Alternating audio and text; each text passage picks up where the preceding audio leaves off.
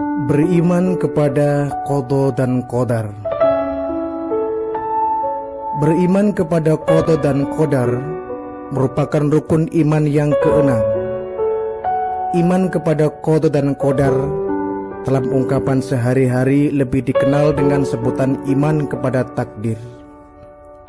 Iman kepada takdir berarti percaya bahwa segala apa yang terjadi di alam semesta ini, seperti adanya sehat, sakit, hidup, mati, rezeki, jodoh seseorang, merupakan kehendak dan ketentuan dari Allah Subhanahu wa Ta'ala.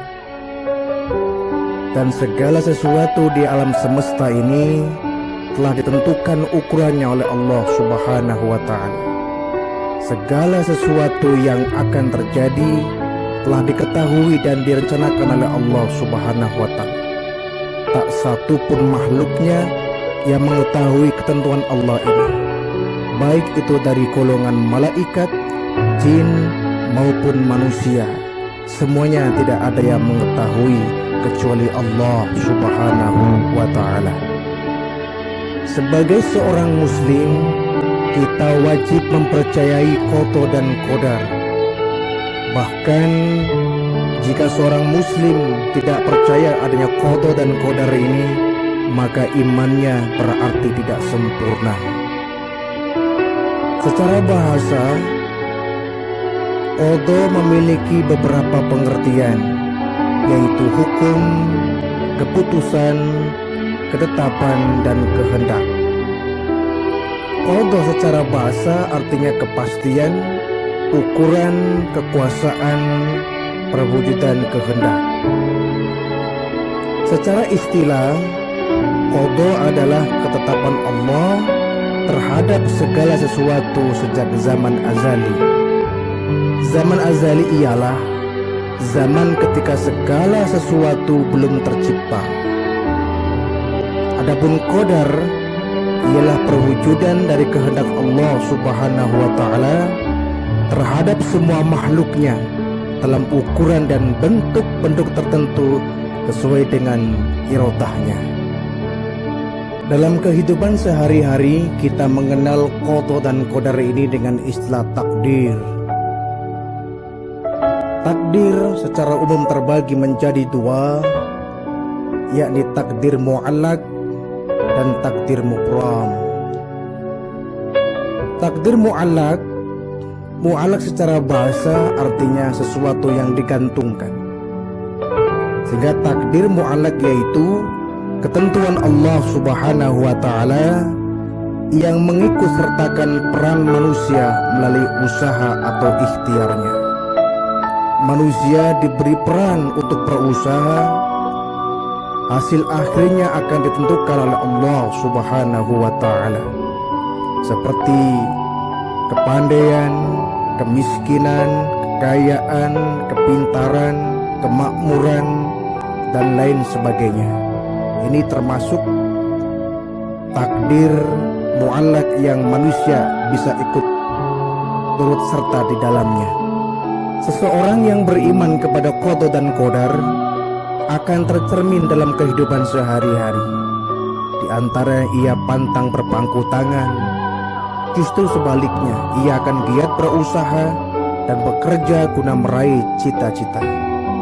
Allah Subhanahu wa Ta'ala telah mengkaruniakan beragam potensi kepada manusia untuk digunakan sebagai bekal hidup. Setiap manusia dikaruniai akal dan berpikir dan organ-organ tubuh untuk bergerak.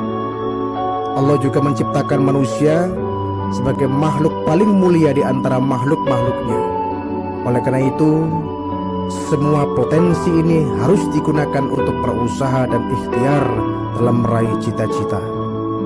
Adapun takdir yang kedua adalah takdir mubram. Mubram secara bahasa artinya sesuatu yang tidak dapat dielakkan atau sudah pasti.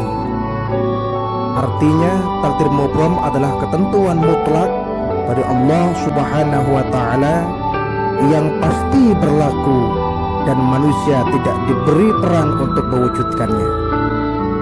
Contoh takdir mubram diantaranya jenis kelamin manusia, ajal, api memiliki sifat panas, bumi berbentuk bulat, gaya gravitasi bumi, adanya siang dan malam, perbedaan warna kulit. Ini semua adalah takdir mubram yang di luar kemampuan manusia untuk mengikut sertakan.